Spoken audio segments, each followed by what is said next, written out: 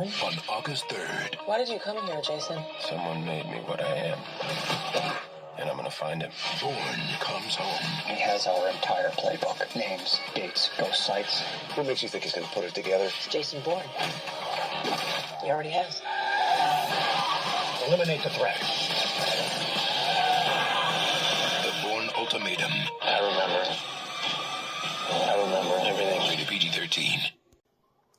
So this is the third installment of the Bourne series, in which you have Matt Damon once again returning as Jason Bourne, being brought back out of hiding, this time by a London-based reporter, Simon Ross, who is trying to unveil Operation Blackbriar, an upgrade to Project Treadstone, in a series of newspaper columns. But Bourne sets up a meeting with Ross and realizes instantly they're being scammed.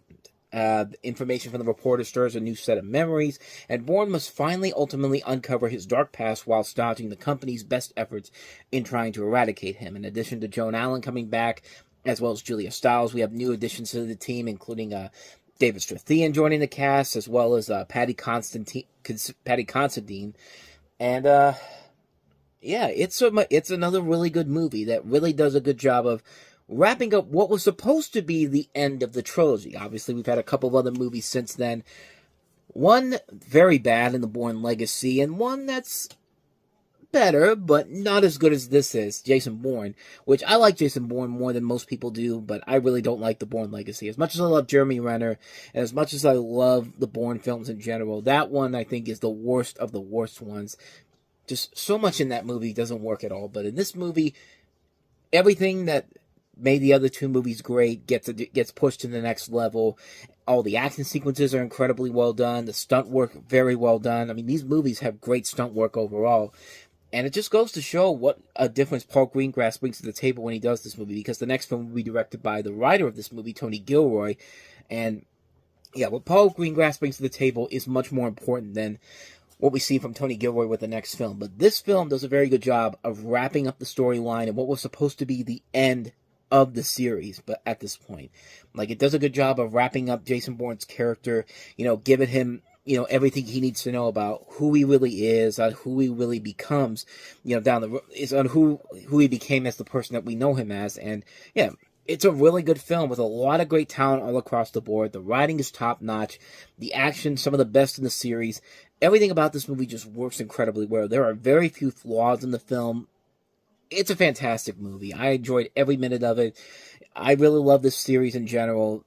What more can I say, man? This is a great film. The Bourne Ultimatum. If you haven't seen it, do yourself a favor and check it out, man. So with all of that said, let's go ahead and move on to some of the lesser movies of the weekend. And boy, we're starting off on a high note with this one. Jason Lee starring in Disney's version of Underdog.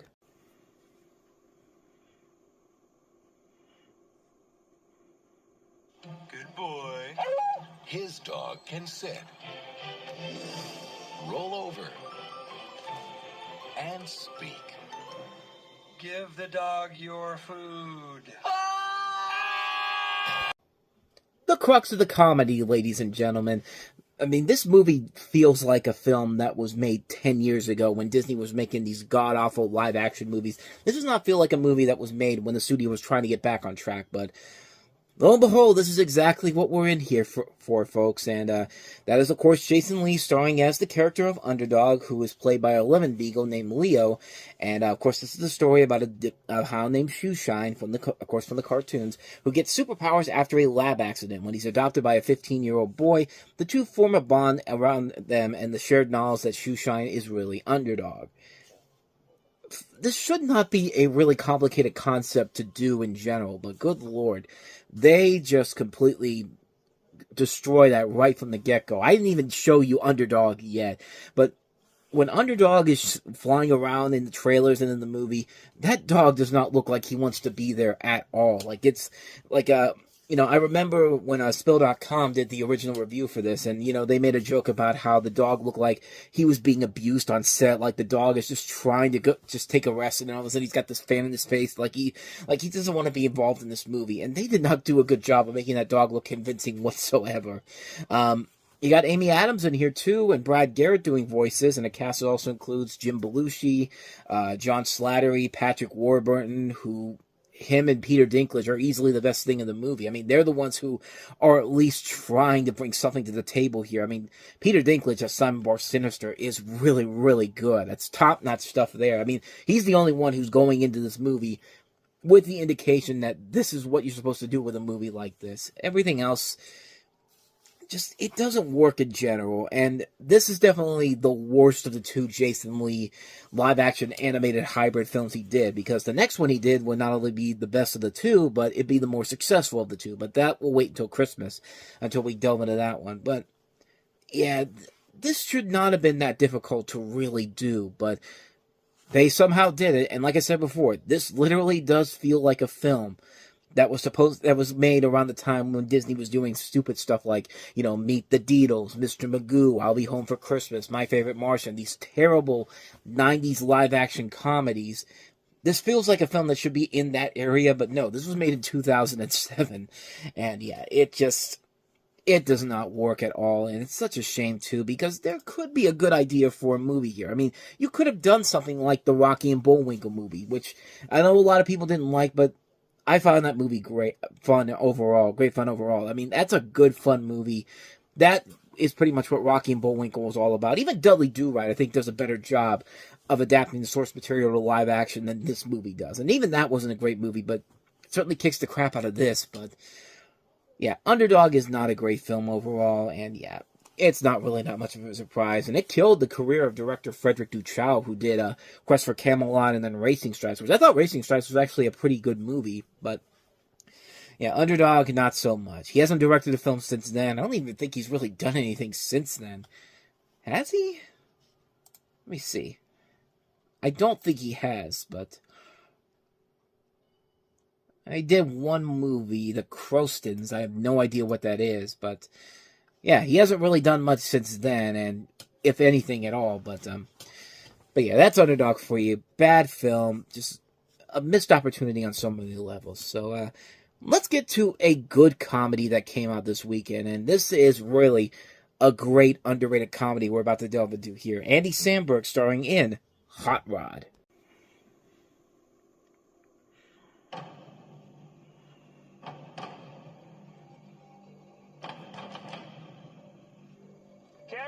Did we reinforce the takeoff ramp? No, we didn't have time.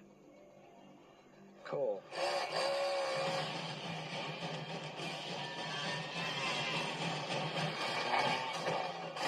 Oh! I'm Rod. I do awesome stunts.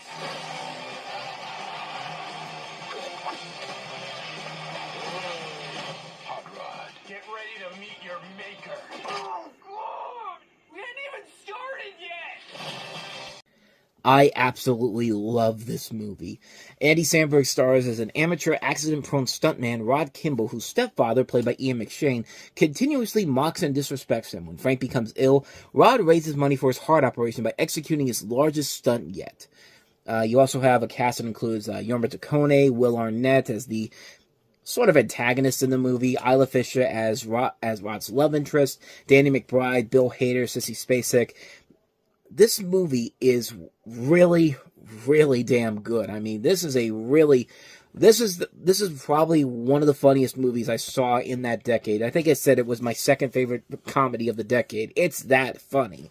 And it is really absurd as funny. This is basically the equivalent to a live-action version of Family Guy, except you don't have anybody going like, you think that's bad? Remember the time when, you know, nobody's really starting those things up. Things just happen for the sake of happening in this movie, and the movie knows it's incredibly stupid. The movie knows how silly it is, and it's just like, we do not care whatsoever. We are going along with the ride for this, and boy, do they ever. Andy Samberg is great in this movie. You know, this was around that time when, you know, he became famous for the digital shorts on Saturday Night Live. It's funny, this was originally intended to be a Will Ferrell vehicle, but that project never came around, and yeah, Will Ferrell, I don't think could have made this movie work overall, but, you know, Lorne Michaels gave these guys an opportunity to make this film, and it really does deliver everything you can ask for and then some. It's an incredibly funny movie. It is a ridiculously stupid film that just works on so many levels. I mean, I mean, I was one of those people that when this came out, I was defending it right from the beginning. I love the hell out of this movie so much. I mean, it's funny, it's stupid, it's got one of the great soundtracks ever with a bunch of, like, classic songs from the 80s and 90s. I mean, my favorite scene in the whole movie is the big moment when they're going out to go to the thing where he's doing the stunt, and, you know, the song, you know, You're the Voice starts singing, and everybody starts singing along, and, you know, everybody's getting behind them, and then all of a sudden, just for no reason whatsoever, a riot breaks out. People are looting buildings around the area. People just start beating the crap out of each other. And then while this is going on, the main characters are just like, what the hell just happened? I mean, everyone was happy at first, and all of a sudden, this violence broke out. And it's just like, this reminded me so much of, like, old school comedy like Wayne's World. Like, this was like Wayne's World caliber comedy, except taken to a whole nother level. And yeah, it's a really damn good movie. I loved every single moment of it. I love it. It's a great comedy. One of my favorite comedies of all time. Just a brilliantly funny movie. If you love absurdist, over-the-top, stupid comedy, this is the movie for you. And it just made me so disappointed when these guys made another movie about 10 years later with Popstar and Never Stop, Never Stopping. I went into that movie with high expectations because of how much I loved this film. And I'm one of the few people that really does not like that movie. I think it's not as fun. It's nowhere near as funny as that movie is, as this movie is. Like, jokes aren't as clever as they are here. I think Universal really got more involved in this film. Paramount, I think, gave them an opportunity to do whatever the hell they wanted to do with it because they knew that this was going to make this was going to find an audience in some way, shape, or form, whether it be in theaters or with a cult following. Because this has obviously gotten a cult following over the years. I mean, it's a really good movie, man, and like I said, it's just such a shame that the movie that they made after this, Popstar Never Stop, Never Stopping, was such a disappointment. But we'll delve more into that another time. But Hot Rod, absolute brilliance, man. I love this movie so much. I can't recommend this one enough. If you have not seen Hot Rod, do yourself a favor and check it out. It is funny. It's brilliant. I loved every minute of it.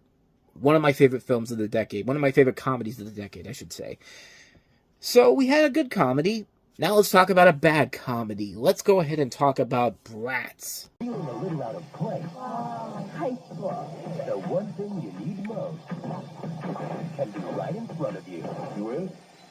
Tomorrow. I won the talent show 3 times. You're the only one that can break a streak. I'll be watching you. Find the inspiration. I found some voice. Can't help amazing. To find your voice. Go for it. Okay, bye. This is awesome. Bratz. APG starts tomorrow. Yes, Bratz, the movie that Avi Arad hyped up as X-Men for teenage girls.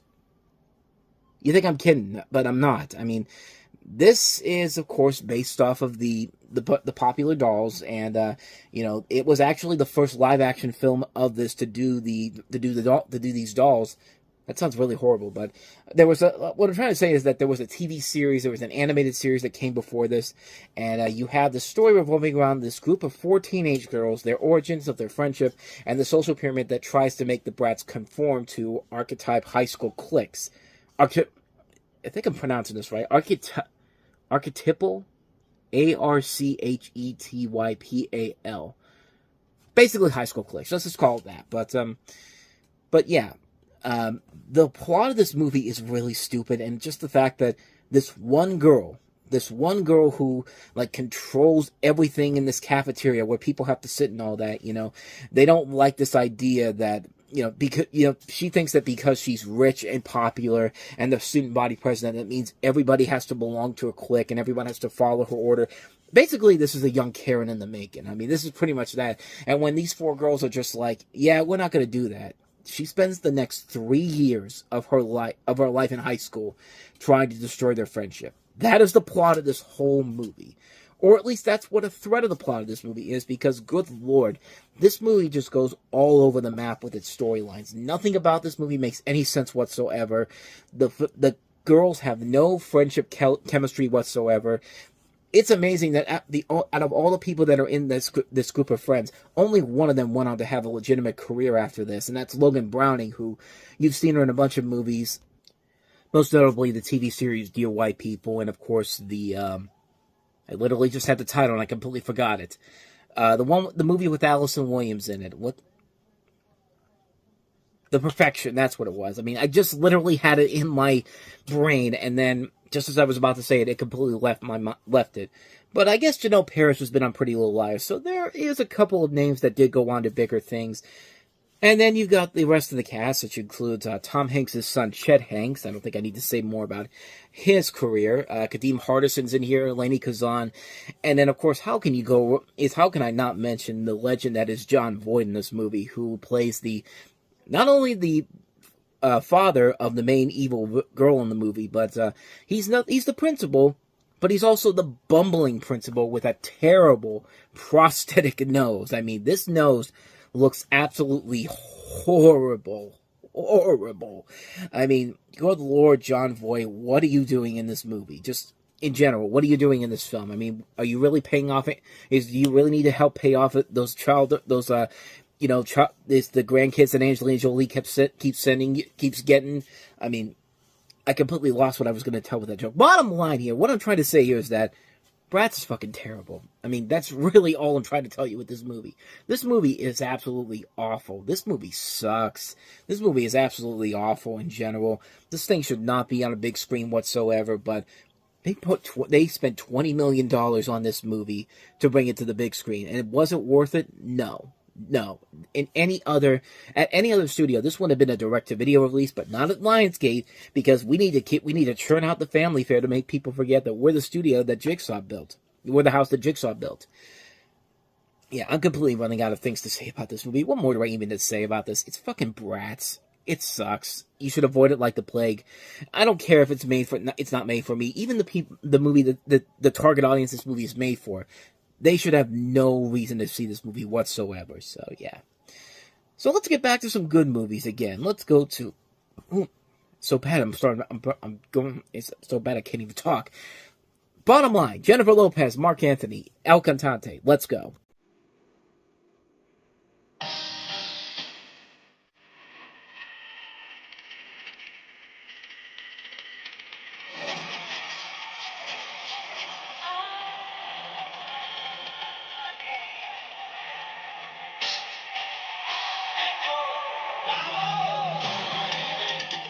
In 1975, Hector had recorded 12 albums. He had 7 #1 hits. Madison Square Garden. He filled that place up like that.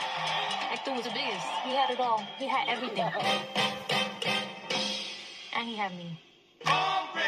Can you move your ass so that I can see her ass, please? This one, you can touch. This one, you can have. Hell, that's all I needed to hear if I was in that situation.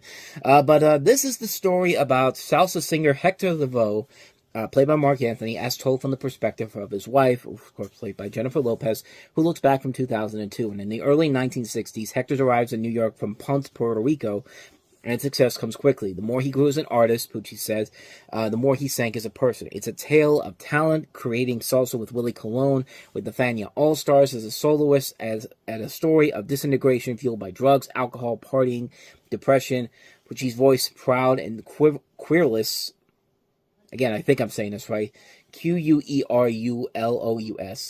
I think that's how you say it. Dominates off stage as Hector does on stage. And this is a film that got a pretty bad rap when it came out. It was not a critical success, but it did decent numbers at the box office overall, but nothing too significant.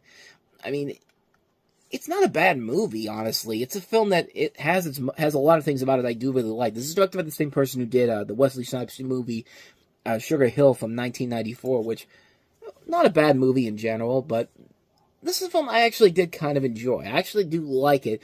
It's a very different film from Jennifer Lopez, who at this point was mostly known for romantic comedies. It's nice seeing her in a more dramatic performance, like we saw her in Selena 10 years prior.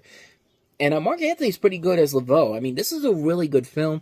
Yeah, it kind of falls into the same old predictable musical biopic territory, but you could tell that with this movie they were trying to tell the authentic story of it.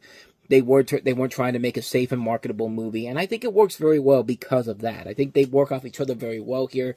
Anthony and Lopez, they are playing a very good couple in here. I mean, it's one of the few examples where you work with your spouse and you turn out actually a pretty decent project overall. I actually like this movie more than most people do. I don't think it's a great film overall, but it's definitely a film that I think is much better than people on. And honestly, it is one of the better musical biopics I've seen, honestly, because it isn't afraid to tell you the true story about what was going on in this guy's life. Like, it doesn't sugarcoat it. It doesn't do it because, we have to make this for a mainstream audience. No, this is a very independent film, and it works very well because everybody in here is giving it their all. I really like this film. I actually like it more than most people do. Highly recommend checking it out. If you want to see Jennifer Lopez in a more dramatic performance that plays to her strengths as an actress, this definitely works very well. And Mark Anthony's pretty good too, so I highly recommend El Cantante. With that said, let's go ahead and see what Anne Hathaway's up to as she plays Jane Austen. Toy boat. I am having trouble speaking tonight. Let's see what Anne Hathaway can do as Jane Austen in Becoming Jane. That no one could turn a man like Tom LaFour. He's the most disagreeable, arrogant of men. But this is no ordinary Jane. Miss Austen? Yes. Good night. Before Jane Austen's stories captivated the world, How do you know depends? All sorts of trouble. her love would capture his heart. You must know what I feel. Run away with me. Jane Austen's greatest inspiration was her own love story. Becoming Jane, rated PG, in select theaters August 3rd. So this is basically the Jane Austen biopic, and it depicts the early life of Austen, played by Hathaway, and her lasting love for Thomas Langlois Lefroy, played by James McAvoy. And it's a film that is partly based off of the book Becoming Jane Austen by John Hunter Spence, and who was also hired as a historical consultant. And the film was pieced together with some known facts about Austen into a coherent story.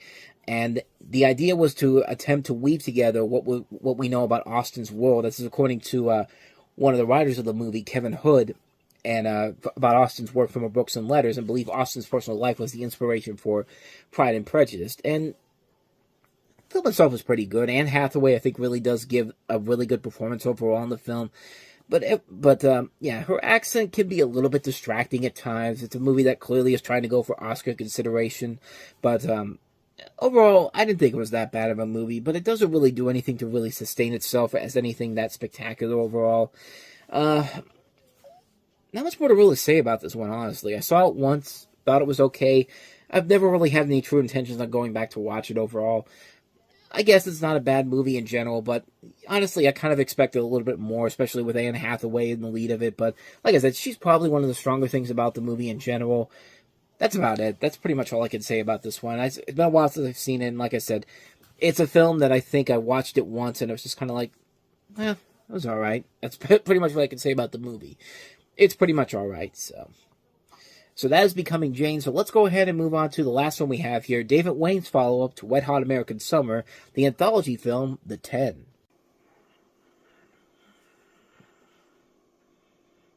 You lift me up beyond the sky.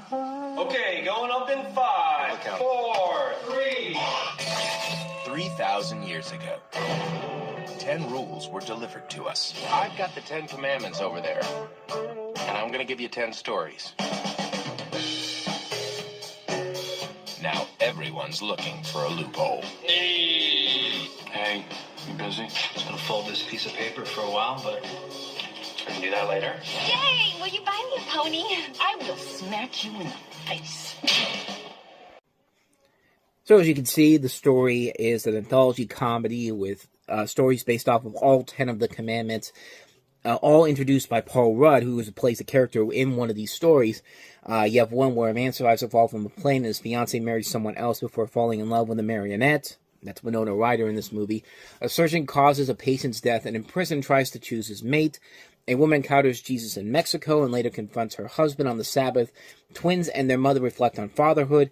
Covetous neighbors miss a chance to be heroes, and Jeff's love triangle with Jeff, Gretchen, and Liz, played by Jessica Alba, and Famke Janssen, plays out between each story. And in the end, all the characters join in singing that it's all about love. That is literally the plot synopsis of this movie. And, like I said, this is David Wayne's first movie he had done since Wet Hot American Summer, which is a very funny movie. And this time he brings on a bunch of different people, some of them from Wet Hot American Summer. You've got Paul Rudd, you've got... who else was in there? Of course, you got the guys from The State, Rob Corddry, Ken Marino. You have a cast that also includes the aforementioned Winona Ryder, Famke Janssen, Jessica Alba, Anna Brody's in here, Oliver Platt, Gretchen Mol, Liev Schreiber, Janine Garofalo, Tom Lennon, of course, you know, a lot of the guys from the state and Reno 911 in this movie. H. John Benjamin is in the movie. John Hamm is in here. Rashida Jones. So there's a lot of talent in the movie. But, kind of like with most anthology movies, like, more specifically stuff like, Amazon Women on the Moon, most of the sketches don't usually hit as well as the other ones do. There's some good ones here and there, but as far as the film itself goes, it does not work all the way through. It's not like Kentucky Fried Movie, which I think that one is probably the best one of these anthology comedies in general. I mean, there's some good ones here and there. Like, I liked the first one they do with Anna Brody and Winona Ryder. I like Winona Ryder, what she does in this movie, because she has a couple of centerpiece ones in here. The first one, and then the one where she falls in love with the puppet is really good. The one with Paul Rudd, where he has this moral dilemma between, his wife Famke Janssen and this mistress played by Jessica Alba. That's a good one. There's a couple of good ones here and there. The one with H. John Benjamin as the animated rhinoceros is really funny. Every other one, though, it's more hit and miss. Like, everything is not as good as most of the stuff in here is good, but there's definitely ones where it's not as good as it really should be. And there's a lot of good mini stories here and there, but like I said, it's more missed than hit at times, and it's a film where I was a little bit disappointed by it, but I can't really say it's a bad movie overall. It's an interesting concept. Sometimes you could see the effort being put in there, but for the most part, my overall reaction to the movie is, it's not bad, not great, but definitely very cluttered and very hit and miss on a number of different parts of the movie. So overall, there's some good stuff here and there, but not enough for me to say it's worth a recommendation. If you want to watch it, mostly because of the fact that it's made by the same guys that made Wet Hot American Summer, by all means, go ahead and do it. But for me personally, it's more middling. It's not bad. It's not good. It's just okay. So that's the 10. We are at war, right here in my own city. A dozen agents from the French secret police have already been murdered. It's the largest criminal organization in the world.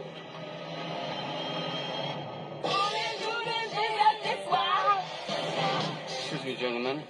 Would you please come with me? Tell me what you cops are looking for. Just taking in the size. Welcome to Paris.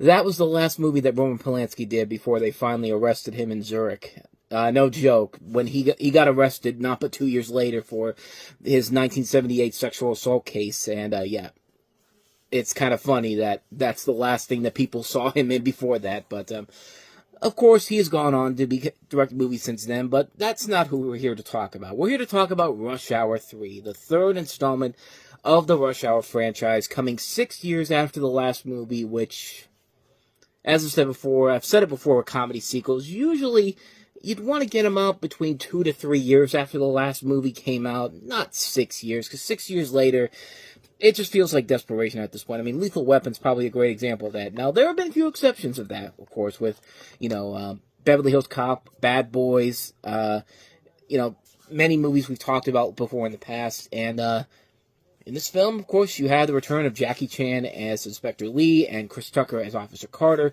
who track down an assassin played by Hiroyoko Sanada to Paris to unravel a mystery about the Chinese triads.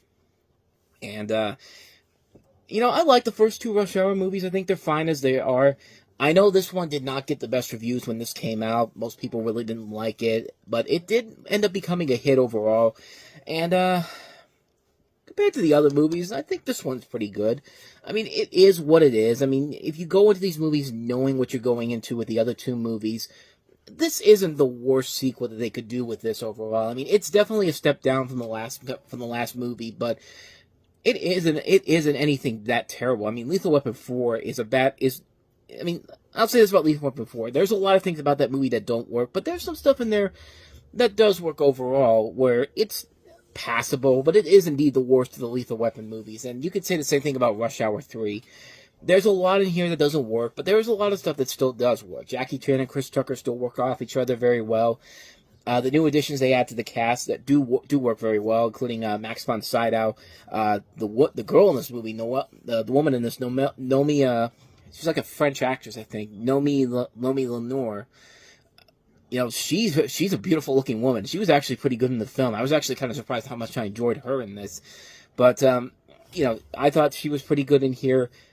It's a standard story overall. There's nothing really that spectacular overall in terms of, anything that's going to be something that takes us to the next level and beyond. But,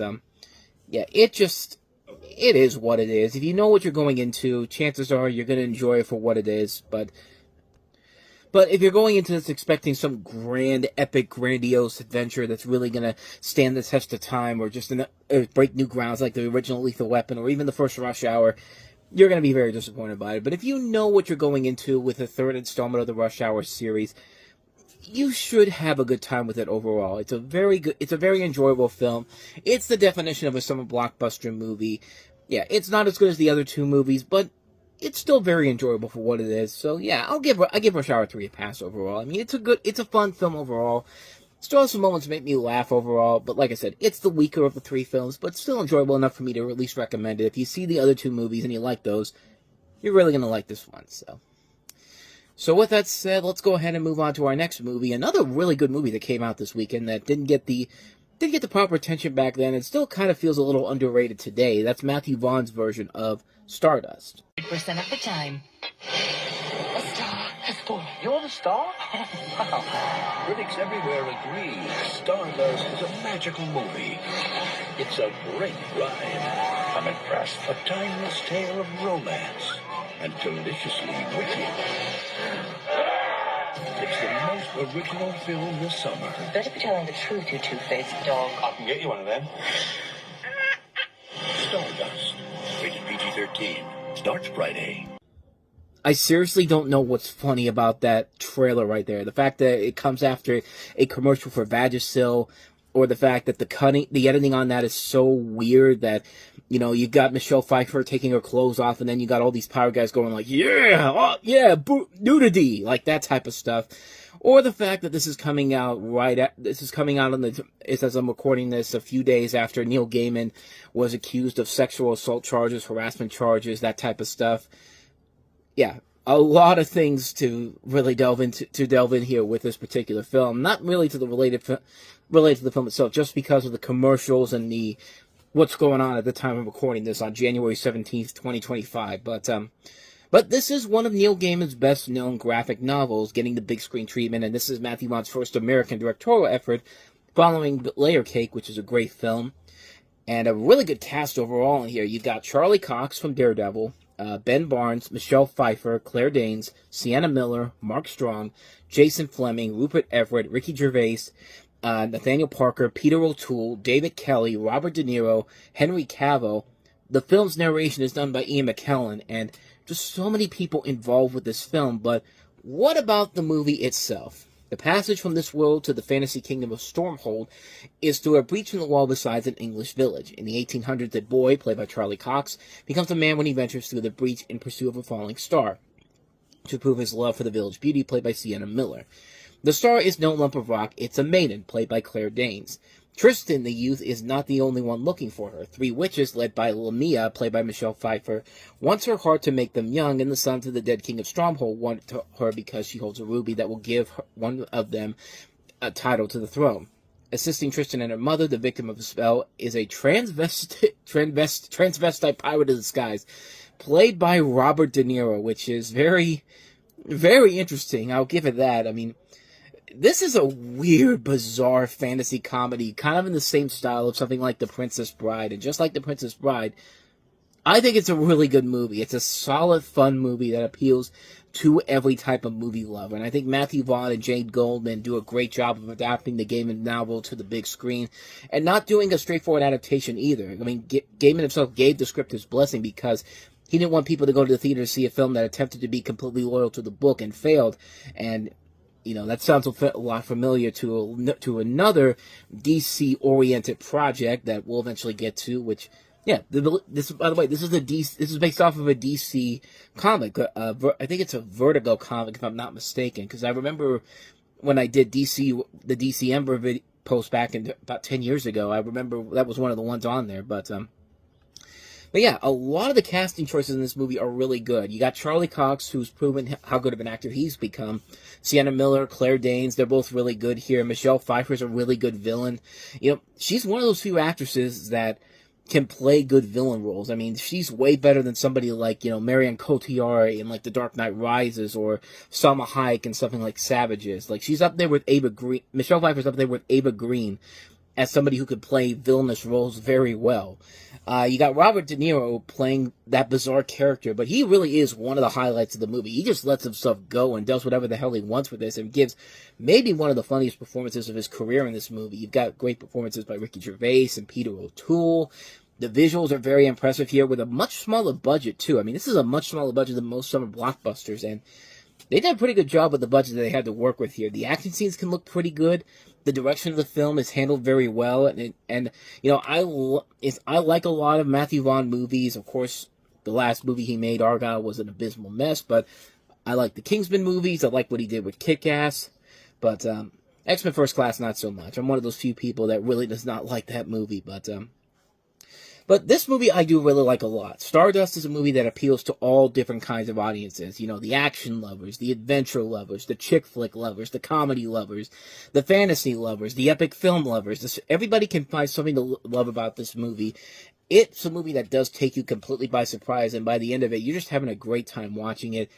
It's a really good movie, man. I highly recommend checking out Stardust. You will not be disappointed about it. If you love The Princess Bride, you're going to love the hell out of Stardust. Which is more than I could say about her next movie. Let's go ahead and take a look at the sequel that nobody was asking for. At least people were kind of curious about what a third Rush Hour movie would be like. I'm guaranteeing you that nobody in their right mind wanted to see a sequel to Daddy Daycare of all movies. But they got one, and not with Eddie Murphy or Steve Zahn. No, we had to get Cuba Gooding Jr. and some guy that I've never even seen before with Daddy Day Camp. For 4 years, they've been the daddies of daycare. I can't believe our sons are 7. I'm going to spend as much time with Ben as possible. But now, they're taking everything they've learned. The Daddy Daycare brand means a lot. Repurposing that brand into summer is just smart business. But you hate the outdoors. To a more natural setting. There it is! Camp Deadwood! We were here when we were kids. We don't know how to run a camp. Yes, but we didn't know how to run a daycare center either. What could possibly go wrong? From the studio that brought you Daddy Daycare. This is it. Time to give them a summer they'll never forget.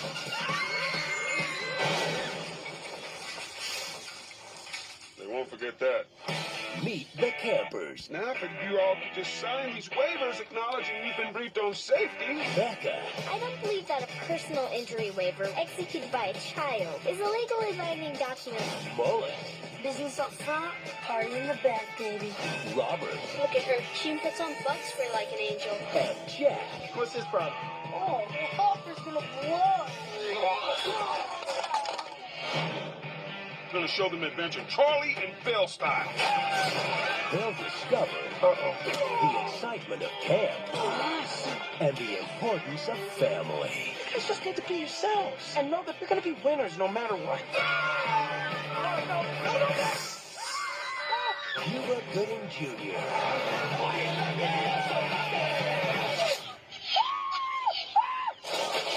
I guess we showed them.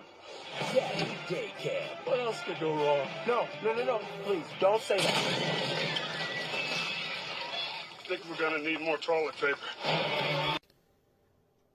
Really?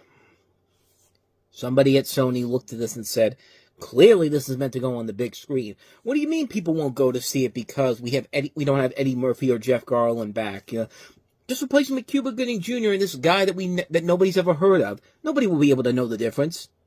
Yeah, because you won't be able to tell the difference between Eddie Murphy and Cuba Gooding Jr. Sweet mother of God. I mean, just when you think that Boat Trip and Radio were the worst things that Cuba Gooding Jr. could ever associate himself with, this right here. This is the bottom of the barrel. Because at least with Boat Trip, there's at least a so bad it's good mentality to that movie. And Roger Moore is very funny in that movie. At least in Radio, the intentions were good, but the film was just such a bad mess overall. This right here is the worst of the worst. This dude, who's won an Academy Award with Cuba Gooding Jr., should know better than to step into a movie like this.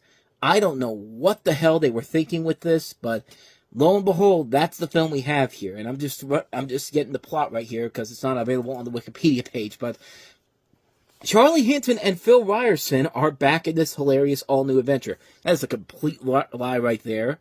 When they expand their daycare magic to underdog Camp Driftwood, they discover that teamwork combined with some downright crazy antics is the right mix to give the kids an unforgettable camp experience.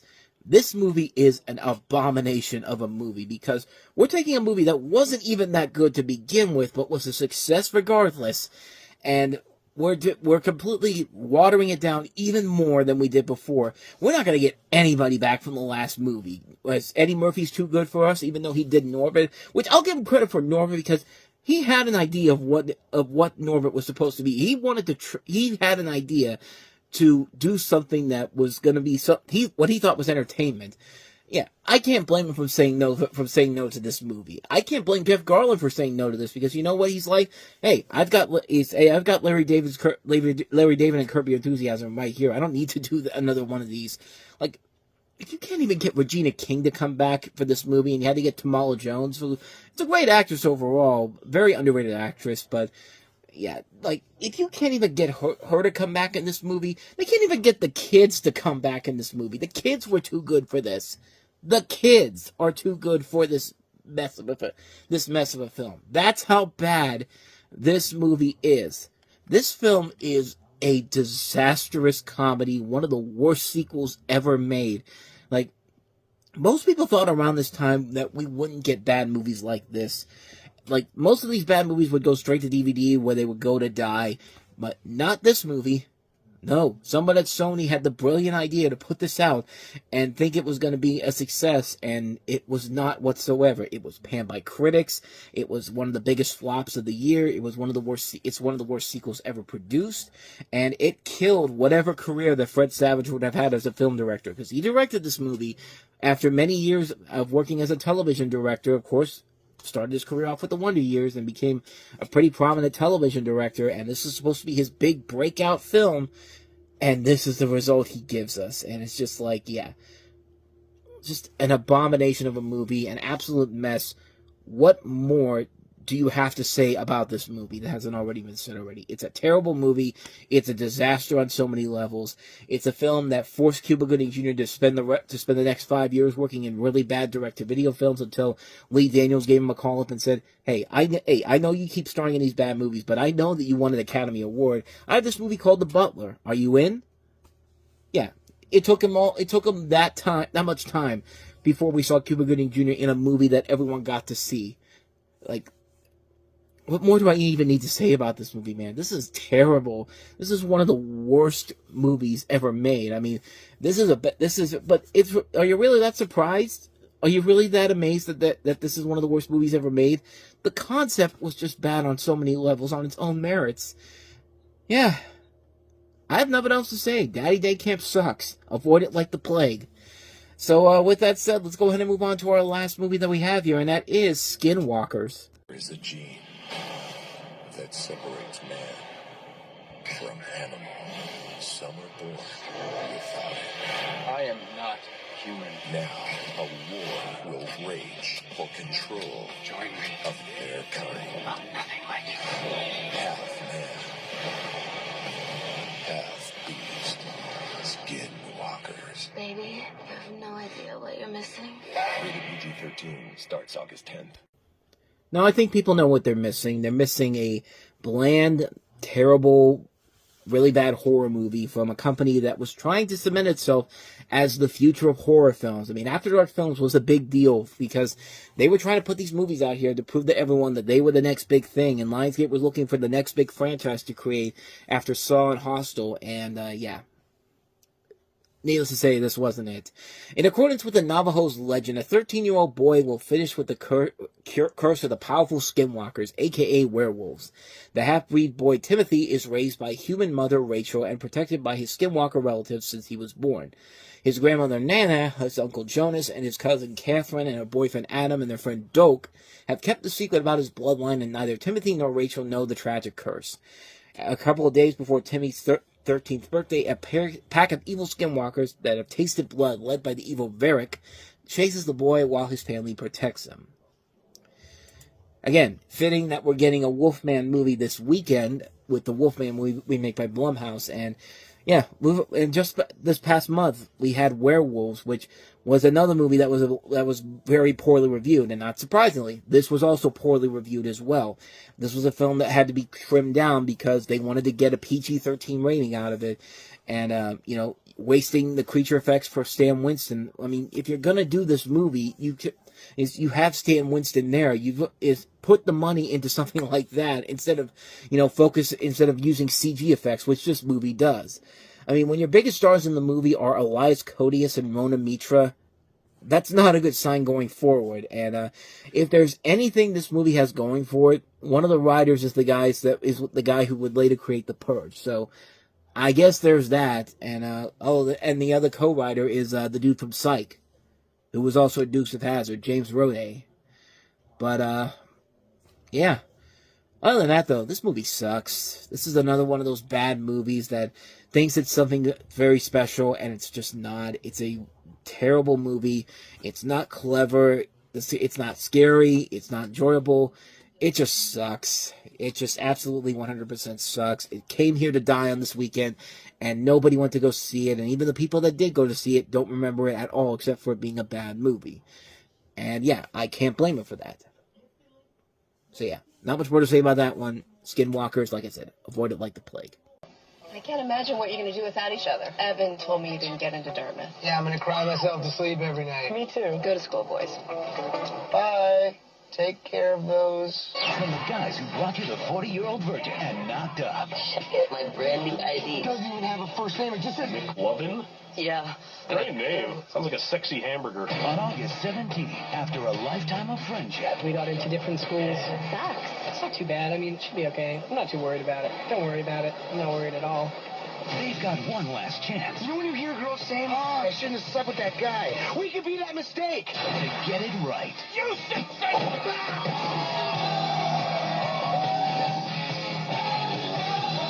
I love you. I love you. Why don't we say that every day? I just want to scream, I love my best friend, Evan. Super bad. You're like the coolest person, and I blew it. Come on, you didn't blow it. What the? Rated R. In theaters August. That's a 2-time Academy Award nominee knocking the shit out of a 2-time Academy Award winner.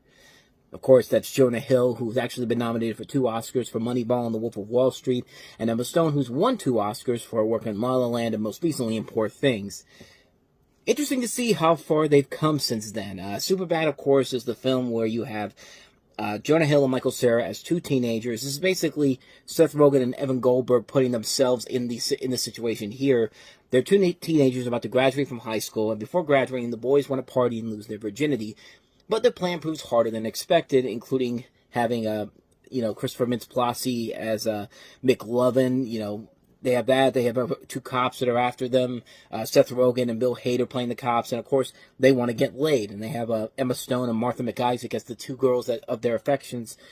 And just chaos and hilarity ensues. I've been talking about One of Them Days recently because I just saw it this weekend, and this was another movie I should have brought up when I was talking about that movie because it feels very similar to that movie in particular, where it takes place over the course of one day and one night, actually, and you have these 2 best friends who are going off to college after this season.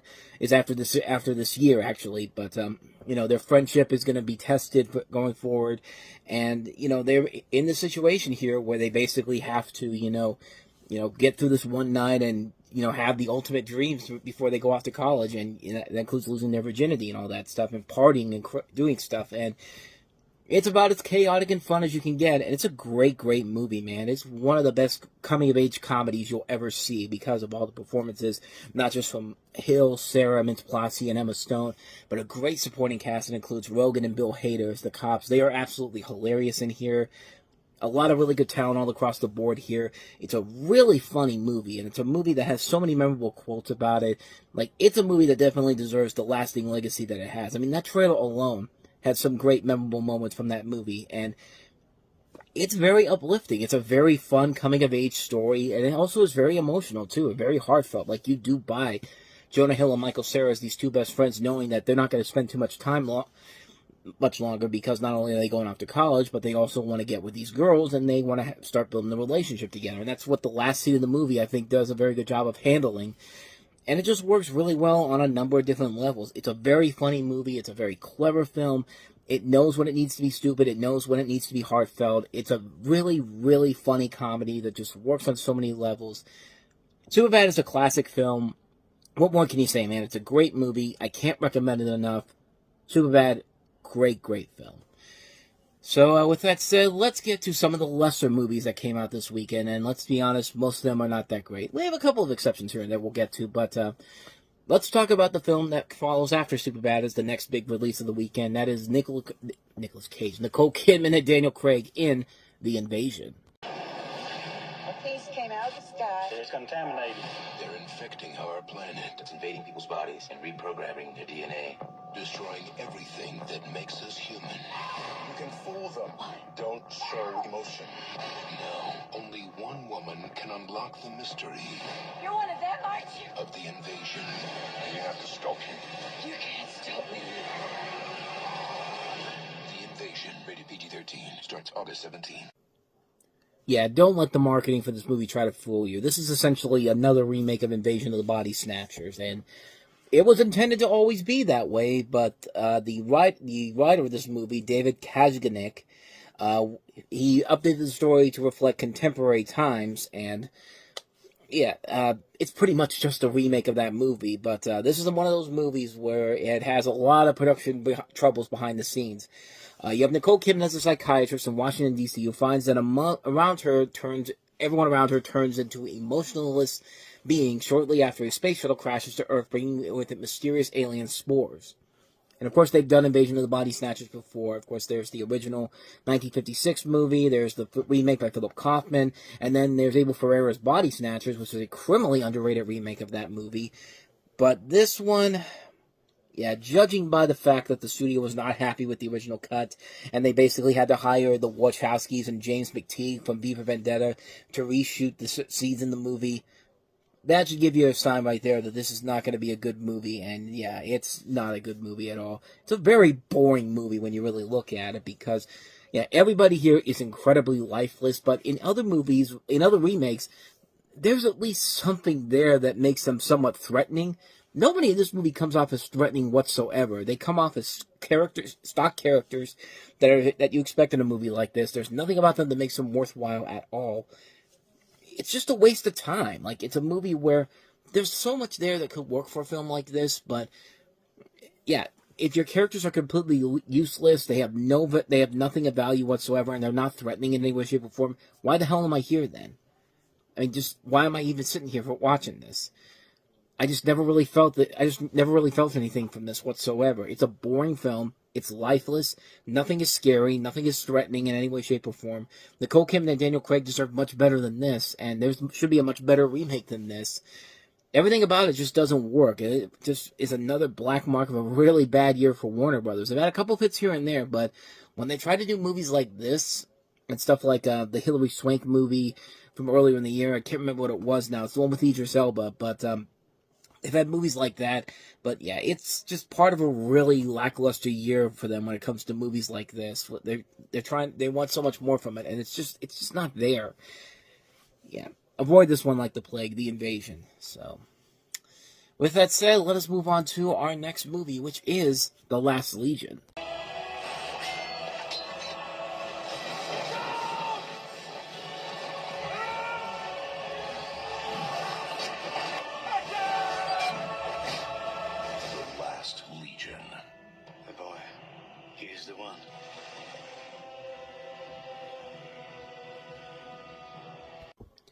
Yeah, that's not, it's neither one of those things. It's another one of these historical epic movies that we've seen done to death so many times in the past, and, you know, they were setting this up to be the next big 300 epic style film, and it was anything but that. This is loosely inspired by the events of 5th century European history, notably the collapse of the Western Roman Empire, coupled with other facts and legends from the history of Britain and fantastic elements from the legend of King Arthur, to provide a basis for the Arthurian legend. So it's basically a King Arthur movie, and not a very good one. Everybody in this movie feels very miscast in here. You see a lot of stuff here we've seen so many times before in the past. And kind of like with The Invasion, you don't get behind any of these characters because they're not threatening, they're not heroic, they're just stock characters. They're just there to do stuff that you expect in a movie like this. The action sequences, overall, are very much the same thing that we've seen done to death in so many other movies. There's nothing original about this movie whatsoever. Everything you've seen here is just copy and paste from other movies of similar lengths, but done much better. Nothing about this movie works, wasting a great cast that includes Colin Firth, Ben Kingsley, John Hannah, Ian Glenn, and Aishwarya Rai, Thomas Brody Sangster. Just so many better movies these people could be involved in, but no, they had to pick this movie. Yeah, this is a bad movie, and not much more to really say about this one, but it's a lifeless film. You don't get behind anything that they're doing in this film. It's a boring movie. Nothing engaging happens whatsoever. Avoid this one like the plague, The Last Legion. So with that said, let's go ahead and move on to our next movie. Let's get back to some good movies. How about that? Here's Frank Oz's Death at a Funeral. On this quiet country estate, on this solemn occasion, saying goodbye has never been this much fun. From the director of In and Out and Bowfinger, the film Jeffrey Lyons calls screamingly funny. It's the most crowd-pleasing British comedy since Four Weddings and a Funeral. Exciting, isn't it? Death at a Funeral. Who's this? Pardon me? That's not my father. Oh, I've taken the wrong one. Rated R. Starts Friday. Yeah, this was a movie that was so good that they made an American remake of it, which is very much the same movie. But, yeah, this one is actually, this is also the last film directed by Frank Oz, which I've seen a lot of his movies I've liked. You know, What About Bob? He's done a lot of stuff with the Muppets. He did In and Out, of course. I had no idea this was actually his last movie as a whole, but you focus on a family attempting to resolve a variety of problems when they attend the funeral of the patriarch of the family, and you have a cast that includes Peter Dinklage, Matthew McFadden from Succession, Alan Tudyk, and also Ewan Bremer among the cast in the film. And it's a really funny movie. It's a very funny, silly movie that works because you got all these talented people involved in here. I only ever saw the 2010 remake of the film, which I didn't think was that bad, but it took me a long time to actually see this film, and yeah, if I had to pick which one's the better film, this one is definitely the much better film. This is the one that I think has the better laughs in it, the better humor, like the better situations for comedy, the better cast involved here. And it doesn't feel like a mainstream movie. It feels like a film where you could tell that they were really putting their effort into it without a studio looking at them behind their backs and seeing what they were doing.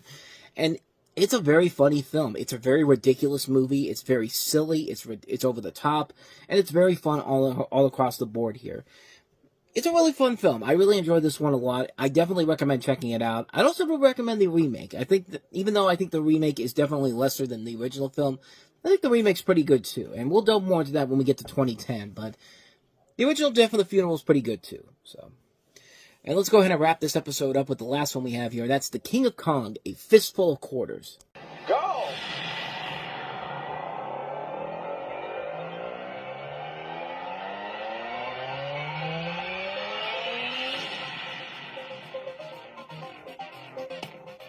I don't drink, I don't smoke, I don't do drugs. I play video games. It's the constant drive to be the best at something. When you want your name written into history, you have to pay the price. The fact of the matter is, Bill is the best classic arcade gamer of our era.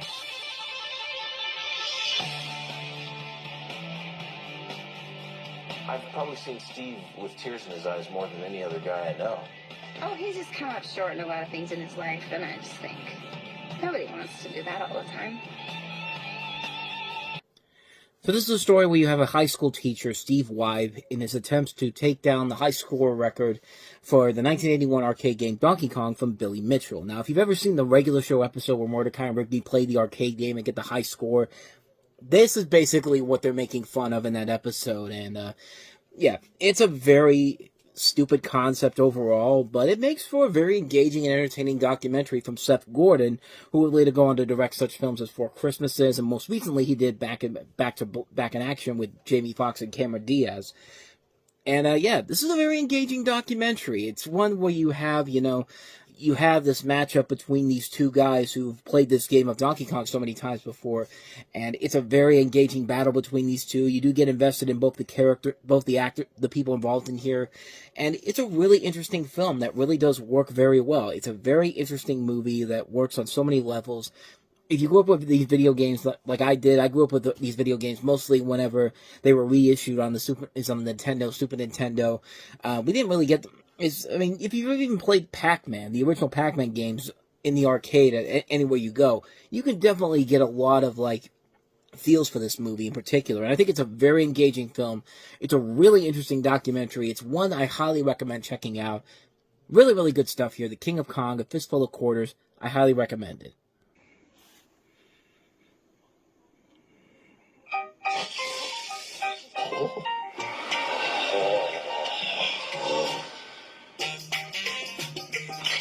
In his first film, he took America by surprise. But in his new film, The winner of this magnificent holiday is 919. Yes! France will finally get what they deserve.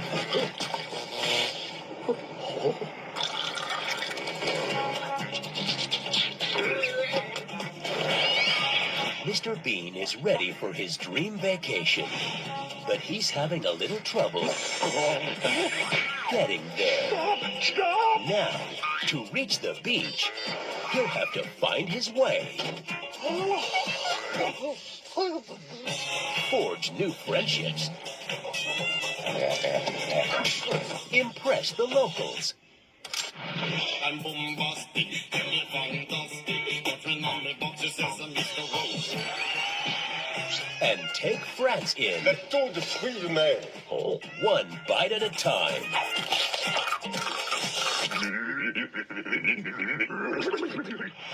From Universal Pictures. This summer, there's no telling where he's going.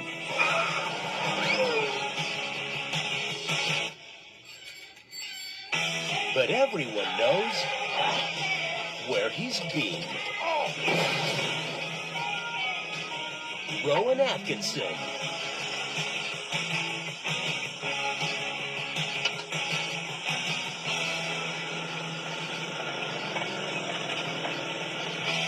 Mr. Bean's Holiday. Regardez. Oui. Du sucre? Non. You speak very good French. Gracias. I mean, honestly, how can you go wrong with Mr. Bean? I mean, what has the guy done that has not been very funny?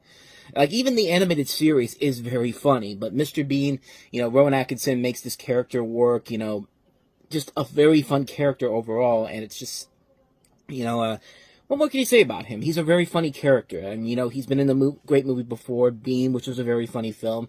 This is actually a standalone sequel to Bean. None of the characters from the first movie are in this one here, and this one is more right at home in the UK, because the original film was, he comes to America and all that, but in this movie, you have him, Mr. Bean, winning a trip to Cannes, France, but on his way there, he is mistaken as a kidnapper and meets an award-winning filmmaker after he travels with both a Russian filmmaker's son and an aspiring actress in tow. And the funny thing is that the original Bean was PG-13, and this is one of the rare times I've seen it where we've had a sequel that's not PG rated. It's not a lower rating. It's 2 times the lower rating. This was a G-rated sequel when it came out.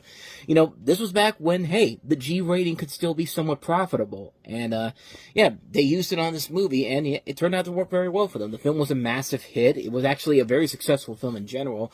And, this is more right at home with what you expect with the character of Mr. Bean. Like, the movie Bean was a great movie, but there are times when, it definitely feels very much generic as a fish out of water story, but this feels right at home with the character. Like, you watch this movie and you think to yourself, if you've seen any of the other Mr. Bean works before this, this fits right at home into what the story is, and it's just a very fun film overall. You see a lot of the good comedy gags in the trailer there.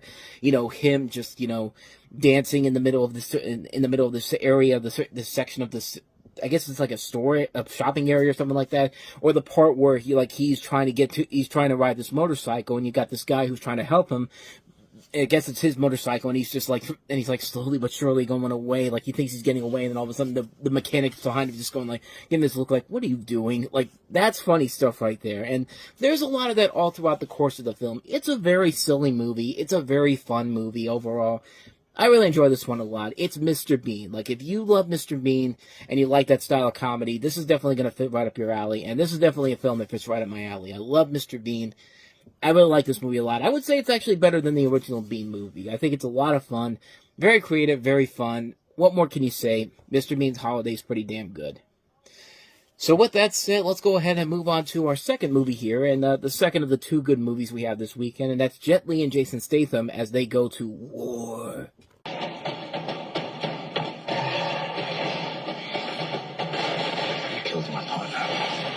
Get ready for a war. On August 24th, Jet Li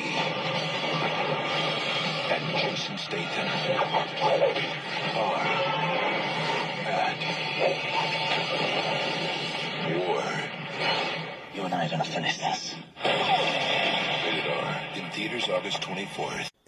Maybe the most generic title for an action movie ever, but every time I see that word war, I just think of that King of the Hill joke where, you know, there's an episode where Bill is friends with these muscle-bound guys, and they build because Bill just built a gym in his house, and they basically take over his house in general, and he's in pain, and, you know, they're in his living room, and they're playing this card game, and they're playing war, and, you know, they're talking about, you know, how is like how all these presidents have no mask to them, and one of them, played by Randy Macho Man Savage, is just like, well, that's why they won't let Arnold be president. It ain't right. And then the next thing you know, they find the matching cards, and they're just like, war. Like, I always think of that whenever I think of just the word war. But war in this case is a film where you have Jason Statham playing an FBI agent determined to take down a mysterious assassin known as Rogue, who's played by Jet Li after his partner is murdered. And what the hell was that? After his partner is murdered, is what I'm trying to say here. And, yeah, it's a very generic action film, but it's a good, fun, generic action movie. You can tell this was made after the success of Crank, and coming out around the same time Crank did, but Crank is a much more enjoyable movie. But this film actually is pretty good, too. It's fun seeing Jet Li and Jason Statham combating each other. It's the first time they've been in the movie together since The One, which is a silly, fun movie that came out about 6 years ago, from this time period, but it's a really good fun action film. It's a film that knows it's not going to do anything great story-wise. We've seen the story done so many times before, but the action sequences are top-notch. The action sequences are a ton of fun. The choreography is very well done. This is done by Corey Yen, who's done a lot of work with Jet Li films, and it's a really good movie. It's a really fun movie. It's not a great film overall. It's definitely not a film I would say I'd highly recommend it, but it's a film that is very over the top and fun. It knows what it's trying to sell to people, and it is a very engaging, very entertaining film. Just really good fun time overall, and especially around this time of the year when you're getting a lot of these lackluster these movies that are being dumped by the studios. Here's one that actually does kind of work as a fun, little guilty pleasure film. I really enjoyed this one. I thought it was a good time. War's pretty good. In this case, it's good, you know. But with that said, let's go ahead and move on to our next movie. And now we're getting into the films that the studio probably had high hopes for, and the end result was not so good. Let's talk about The Nanny Diaries. She's one of New York's newest arrivals. I'm the new nanny. She's one of Manhattan's most elite women. Nanny, in the morning, I need you to stop at Tiffany's and pick up Mr. X's watch. And I need you dry cleaning. Now, they're both going to find out Look, it is yoga hour, and Mommy's on the phone. what really matters. He doesn't care what you're wearing or what you buy him. He just wants you there. The Nanny Diaries. Rated PG-13 everywhere August 24th.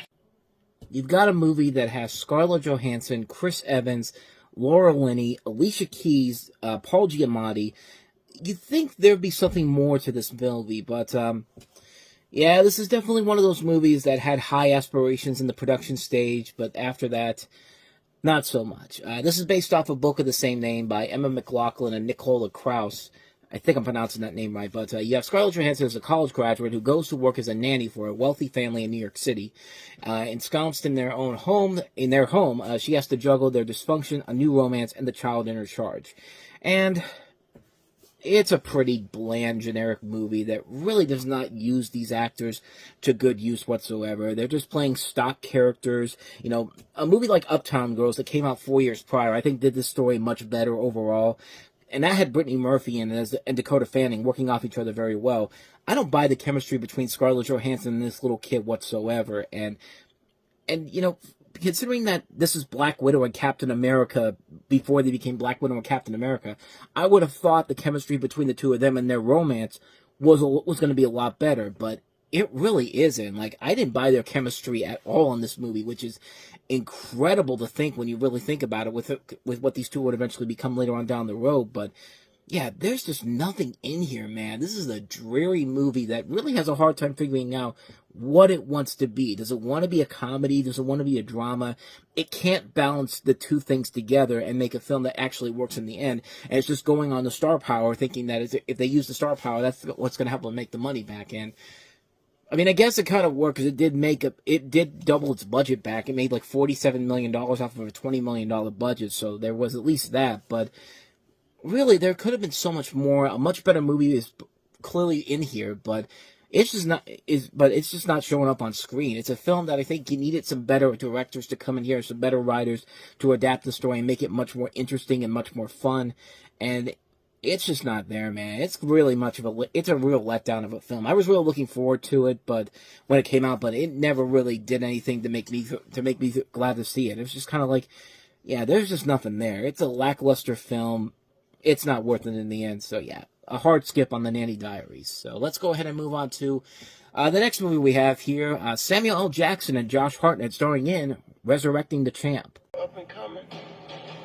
Has been. Nothing in between. The streets can beat you up. No, I ain't no bum. I'm just homeless. The grind can beat you down. I forget your pieces while I'm reading. But the truth can set you free. You okay? It's fun to beat the champ. There's this boxer. He's living on the streets. Your story. It's my title shot. You ask a question, I answer. Inspired by a true story, Resurrecting the Champ, rated PG-13, opens August 24th. Yeah, let me just say that The Soloist was a much better movie, but it was a much better movie than this was. It was pretty much the same story with Robert Downey Jr. in the Josh Hartnett role and Jamie Foxx in the Samuel L. Jackson role. And he wasn't a boxer in that movie. He was a musician, pioneer, an aspiring musician. But in this movie, you have a fictionalized former athlete played by Samuel L. Jackson living on the streets of Denver who attempts to impersonate the life and career of a former professional heavyweight boxer. And Josh Hartnett is the news reporter who wants to tell his story. You also see Alan Alda there, David Paymer, and Terry Hatcher. And yeah, this is a really boring movie, man. I mean, we've seen movies like this done so much better. Like I said, I mentioned The Soloist, which comes out a couple years later. That's a much better movie than this film is, where you have a reporter trying to help a homeless person out who has aspiring gifts to them. That's a much better movie than this film is. This film just feels like a film that was just regurgitated from the same factory that thought they were going to make this inspiring sports drama, and there's just nothing there. It's a boring movie. Samuel L. Jackson's kind of wasted in this film. Josh Hartnett's trying his best to work with the material as much as he can, but it's just not there. It's a real boring movie. It's a film we've seen done to death so many times before. There's just nothing of value there whatsoever. And I just got nothing out of it. It's a snooze fest of a movie. Nothing is happening. Nothing is working. It's a bad film. It's a real bad film. So, with that said, let's go ahead and move on to the last movie we have here, a film that is one you probably never even heard of, because I completely had no idea this movie even existed until I recently saw it on here. Like, I had heard about it before, but it's been so long since I've seen this movie that I'm about to talk about here, and that is Illegal Tender. This summer, I gotta go see somebody about my mother. In a world he's never known. You want to negotiate with me? Not a good idea. In a game he's never played. I'm not a gangster, Anna. Then why are you doing this? I swear to God, everything's gonna be fine. He'll have to bring the fight to them. We can go home right now. No, we can't.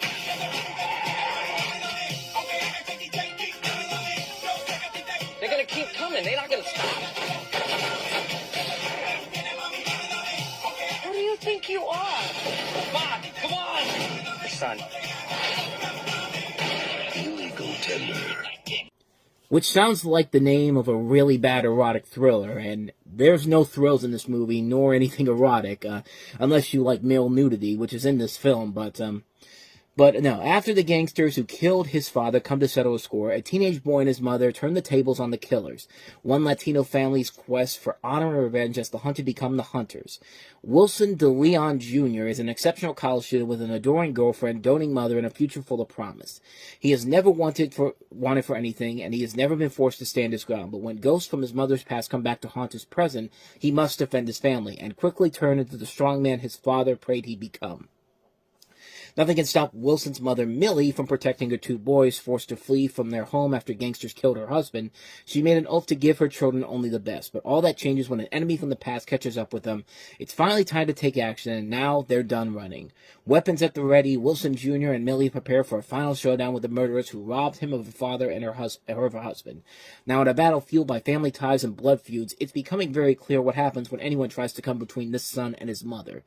Yeah, you got a movie that's trying to be the new Scarface, and this is from the same director who made another movie that was trying to be the next Scarface, Empire, which that movie wasn't that good either, and this film ain't any better. This is a movie that, like I said, it's been a long time since I've seen it, but I remembered literally nothing about it until I watched this trailer again, and I just looked at it and I'm just like, yeah, this is pretty much everything I remember about hating this movie, and this was a film I did not like back in the day when I finally saw it.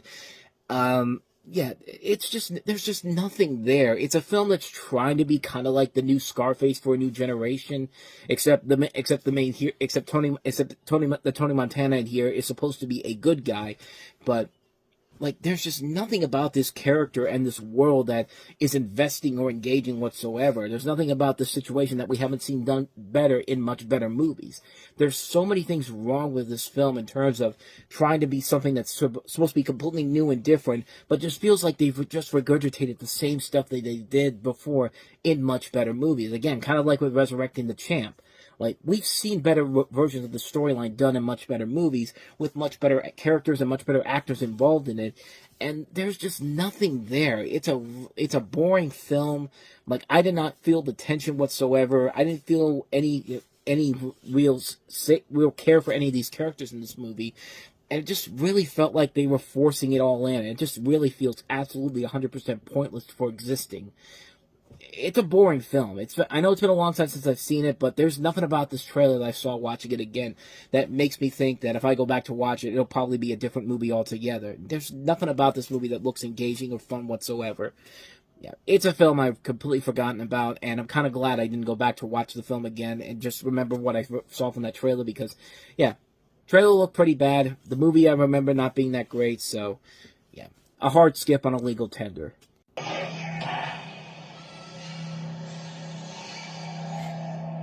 Inside every one of us, there exists a dark side. Most people rise above it, but some are consumed by it.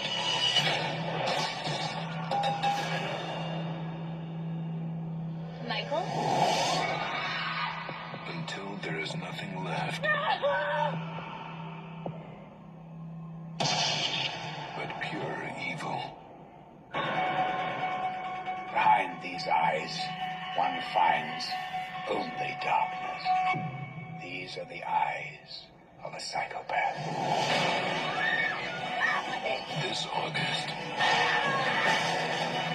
Rob Zombie unleashes an extreme vision of terror and reinvents a legend.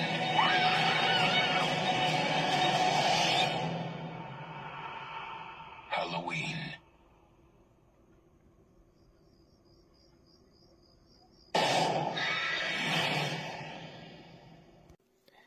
So yeah, the first mistake here is releasing this on Labor Day weekend instead of releasing it around Halloween. I think you could have done much better with the success rate. I mean, hey, at least the Blumhouse Halloween movies at least learned that lesson, but still, regardless, this is a reimagining of the original Halloween, which follows Michael Myers, who murdered his family as a child and becomes institutionalized in an asylum before breaking out and stalking Laurie Strode and her friends on Halloween night. And, Rob Zombie got a lot of inspiration from John Carpenter, who, of course, made the original film, and Carpenter basically told him to make the film his own and decided to develop the film as both an origin story and a remake, allowing for more original content than simply refilming the same scene. So it doesn't do the Psycho route, where they basically just redid the original movie and just made it even stupider by some of the new additions they made. This film doesn't do that. I know a lot of people gave this movie a bad rap overall, and admittingly, yes, this is not one of Rob Zombie's better movies as a director, but I don't know, I think it's a lot better than some of the other horror remakes out there. I think it's a lot better than, the Friday the 13th remake that came out a couple years later, and the Nightmare on Elm Street one easily.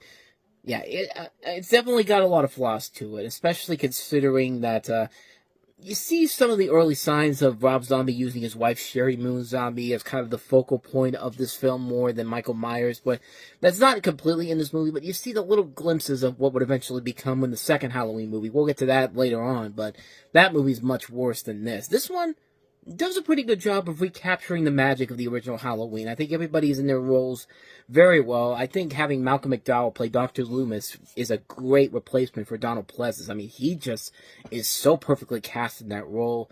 You got Danielle Harris, who was in a couple of Halloween movies back in the 80s. Bill Forsythe's in here. Brad Dourif. Tyler Mane is Michael in this movie when he's all grown up. I mean, there's a lot of really good recognizable names in here. It is a very entertaining movie. It's a film that works for a number of different reasons. It works because you can tell Rob Zombie's trying to do something that's very different from Halloween, but also tries to stay true to what the original Halloween movies were all about. And I thought he did a pretty good job with it. I thought he made it work well in this movie. Not everything about it works, but it's a really good movie. It's a film I actually was kind of impressed at how much I actually enjoyed it, because I thought I didn't see this back when this came out, and I've heard so many people give it kind of a mixed opinion. It's got a lot of negative reviews, but I found myself really enjoying a lot more of it than most of it I didn't like. But that's just my personal take on it. But I thought it was actually pretty good. I actually kind of enjoyed this a lot. I like it. Rob Zombie's Halloween. Pretty good movie overall. So with all that said, let's go ahead and move on to the next movie we have here, and that is Balls of Fury. Country. Only one summer movie has elite athletes. Deadly competition. What part of sudden death didn't you understand? Beautiful women. Just wax off a honey. Explosive action. Wanna play rough? Okay! And lots of tiny balls. Don't be so hard on yourself. Balls of Fury. In my hand, I hold the cricket. Who's to take the cricket from my hand? You squish lucky cricket. No. Rated PG-13. So in the unsanctioned, underground, and unhinged world of extreme ping pong, the competition is brutal and the stakes are deadly. Down and out, former professional ping pong phenom Randy Daytona, played by Dan Fogler in his first leading role, is sucked into this maelstrom when FBI agent Rodriguez, played by George Lopez, recruits him for a secret mission. Randy is determined to bounce back and recapture his former glory and to smoke out his father's killer, one of the FBI's most wanted, Archfiend Fang, played by Christopher Walken. But after 2 decades out of the game, Randy can't turn his life around and avenge his father's murder without a team of his own. He calls upon the spiritual guidance of blind ping pong sage and restaurateur Wong, played by James Hong, and the training expertise of Master Wong's wildly sexy niece Maggie, played by Maggie Q. Great names here, but both of which also have a dark history with Fang. All roads lead to Fang's mysterious jungle compound and the most unique ping pong tournament ever staged. There, Randy faces such formidable players as his long-age Olympics opponent, the still vicious Carl Wolfstad, played by Thomas Lennon. Can Randy keep his eye on the ball? Will he achieve the redemption he craves while wielding a paddle? Is his backhand strong enough to triumph over rampant wickedness? Are you really get that invested in this movie? Because I tell you what, this is a film that had the potential to possibly be really, really funny and really stupid. Something on the lines of something like Beer Fest, but no. Sorry to tell you this, but this movie is anything but that. This is a film that is just so boring, so lifeless. It's not funny. It's not creative. And this is from the guys who gave us Reno 911, Thomas Lennon and Robert Ben Garant. Garant actually directed the movie, and they made a great Reno 911 movie earlier in the year, and they've made other movies that have actually been very enjoyable that we've talked about on the show before. The Pacifier was a fun movie. You know, Herbie Fully Loaded was a fun movie. The Night at the Museum movies are a fun film. But this just feels like they just kind of are just running out of ideas, and they had no idea how to make this movie work. And it doesn't help that the casting, for the most part, is not very good. Dan Fogler is not a very convincing leading actor. Christopher Walken, as much as I like him, he is really phoning it in as the villain in this. Like, there's a whole lot of great talent all across the board here. You got all these notable names in here, but they're not really given anything funny to do. They're just there to be like stock comedy characters and just do stuff that they think is funny, and then that's it. I mean, there's nothing clever about this movie whatsoever. There's stupid elements here. Like, you could make stupid funny in a clever way, and this movie has none of that whatsoever. I couldn't believe how bad this movie was, especially with the guys behind Reno 911 working on it, because the guys who do Reno 911 are absolutely hilarious.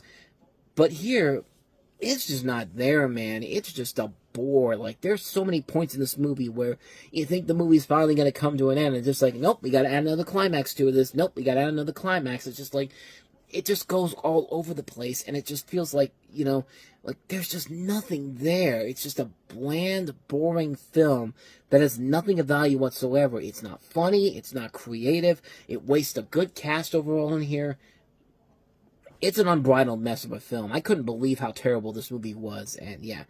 I mean, I might have liked it back when I first saw it in theaters, but I've never had I've only seen it one other time, and the other time I saw it was like many years later, and looking at it, it's just like, okay, this is definitely not the movie that I thought I saw beforehand, but yeah, this is a pretty bad movie, so yeah.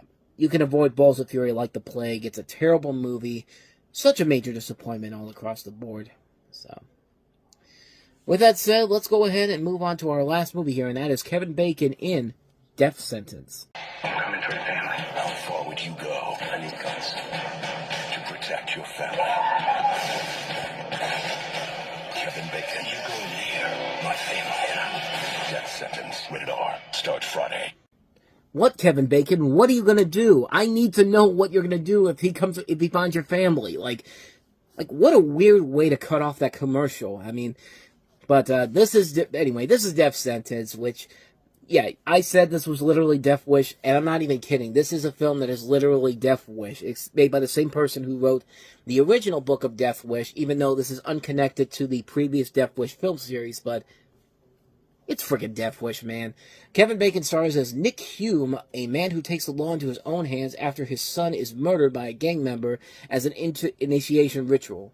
Hume must then protect his family from the gang's resulting vengeance, and it's based off of a sequel to the original Death Wish novel by Brian Garfield, this is based off the original novel, and they could say that it's not connected to Death Wish, but it's the same friggin' movie, man. It's literally the same movie, except much more blood, much more gore, and no clever commentary to it whatsoever. Unlike the original Death Wish movie, which was actually pretty good, which was really good, I should say, and surprisingly, the Bruce Willis remake that came out about 7-8 years ago, which was the one with Eli Roth directing it, that was one where I was just I wasn't expecting much from it, but I actually watched it on TV not too long ago, and it's actually not that bad. I mean, it's actually a pretty decent remake overall, and one you should probably check out. That's the one I'd recommend checking out. This just feels like a movie that's trying to be something different from the original Death Wish, but it just fails on so many levels to do so. Kevin Bacon is not threatened in this movie whatsoever. There's just nothing that intense in this movie, and like I said, it's way too gory and violent for stupid reasons whatsoever. This is made by the same team that did Saw. James Wan directed this movie, and has a lot of the same people who worked on the Saw films, and there's just nothing of value here whatsoever. It's a bland, boring movie that feels like they have to go for shock value to get your attention, and it's just not worth it. There's just nothing of value here whatsoever.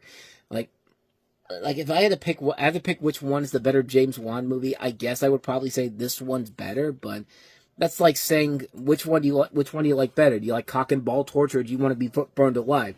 Either way, it's not gonna hurt. Either way, it's not gonna feel good on me. It's gonna feel extremely painful. But I guess I gotta take the one that's at least the least uncomfortable. And I guess in this case, it's this movie, and it's just like, yeah, there's just nothing about it here that's worth it in the end. But it is the better movie that came out from James Wan this year, and it would take a couple years before he eventually became the director that we know him to be today. But other than that, though, yeah, this movie sucks. This is a terrible movie, a complete waste of time. Avoid this movie like the plague.